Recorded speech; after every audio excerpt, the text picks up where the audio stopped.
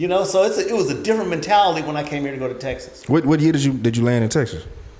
Ooh, There's got to be like 90, 96, 7, somewhere in there. No, maybe around 90. Yeah, maybe around 95, 96, something like that. Yeah. I can't remember exactly. Rockets won championship, everything, all that's going down. Yeah. All that was going down. Yeah. And I still had my warrant out. And I don't know if I said it on air with you. No. We was off air talking about it. But yeah, this is a great story though. So it was like the second day I'm there. And when you go to law school, you have to get fingerprinted. Wait. So you come to Texas. You come to Houston, or you just come to? No, I came to Houston. I had got accepted to law school. I had Thurgood Marshall. Yeah, Thurgood Marshall. I had found the apartments that were right next to it. I had a plan. How tough is it on the addiction side at this time? Because I mean, on the what side? On the addiction side, like how is it trying to maneuver through this? Because it's like, yeah, you had this whole thing with crack and crank and all that. Once that night, I'll tell you about that night that it clicked. That was it. I was on a mission, man. I was on a mission. So you were never tempted or nothing like that. You just. I was on a mission. Focus. Because one thing that Ron told me also to his brother, he said, this is your last chance. Kept that in mind. Look at all the favor that I got all my life. Yeah. And I was like, I believed him. I was like, you're right. God has saved me too many times. And I knew that's it. If I don't get, ain't gonna be too much more favor if I don't get my shit right. So I believed him. And I believed, everything that he had said. I bought into what he was selling. Motherfuckers from Philly. Smooth as fuck. It wasn't until later, like maybe 10 or 15 years later, I was like, that motherfucker was lying to me. Game me down. But that motherfucker was so slick. He was from Philadelphia, Warrior shit. Did it woo, woo, woo, woo. But he had me. Yeah. And that's what he used to do. He used to sell dreams. And for people that lost the ability to dream, that's what you need. You need somebody to sell you a dream. Yeah. And especially when you start seeing these things happen, then you're like, yeah. So somebody helped me. You know what I mean? Yeah. And I knew that at some point, at some time, I was going to have a chance to give back. And so I got in law school. I'm standing in line at law school, and they wanted to fingerprint us for our intent to study law. And I got by the bathroom. I just ducked in the bathroom and stayed in there for 5-6 hours. I said, you ain't going to fingerprint me. Because, I always believed that I'm not going to tell on myself. You got to catch me. Yeah. I feel that I ain't giving up shit. I'm not going to do that. That ain't what men do. Yeah. You know what I mean? And there is nothing wrong.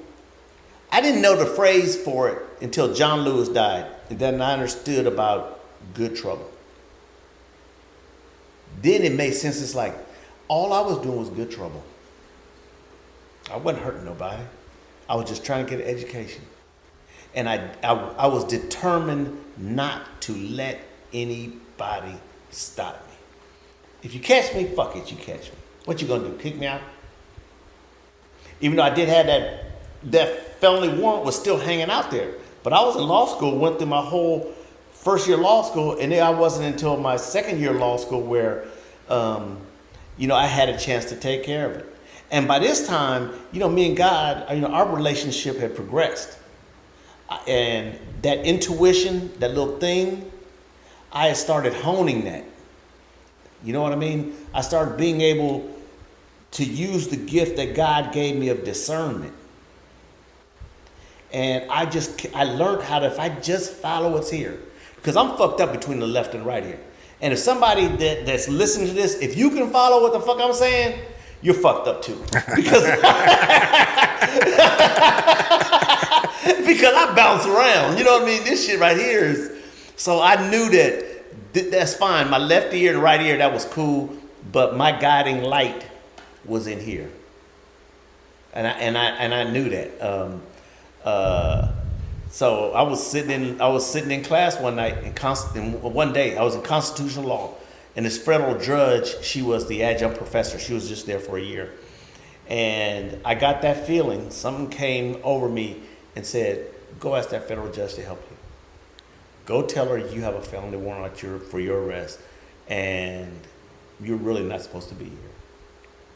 So at that time, I'm risking it all.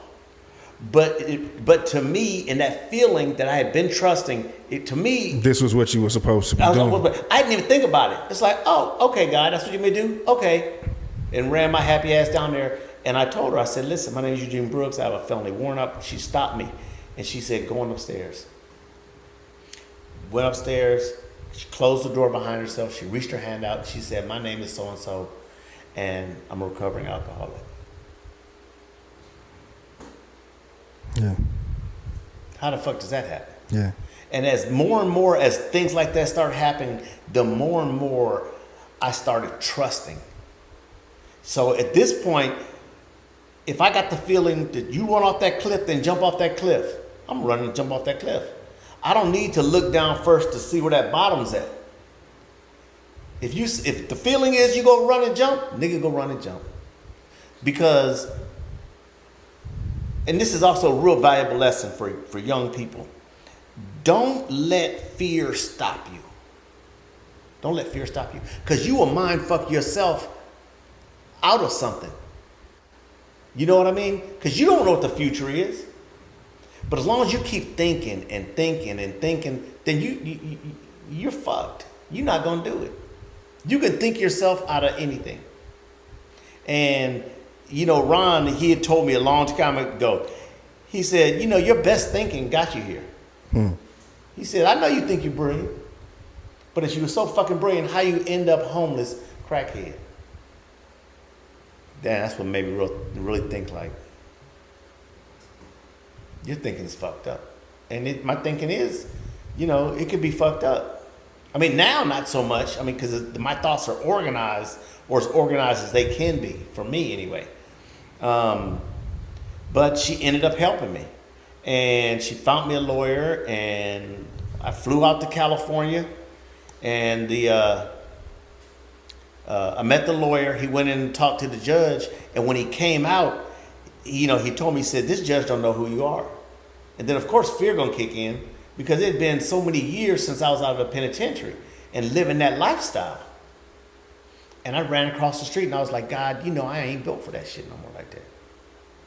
I said, I can't go back to no penitentiary. So I paced back and forth. And so finally I said, well, fuck it.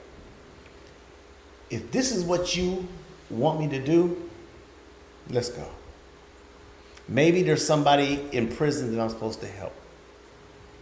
If this is my way of paying back for all the bad shit I undid, I can do that. Called the lawyer up and I told him, I said, fuck it, come on. I called some people in Miami and said, listen, I'm probably gonna go to the penitentiary, just collect my shit and have an address book in there and send that shit to my mom. And went in there and the judge looked at me, he looked at everything I did, and he said, Mr. Brooks. And when he said Mr. Brooks, I was like, nigga, I'm good. You know?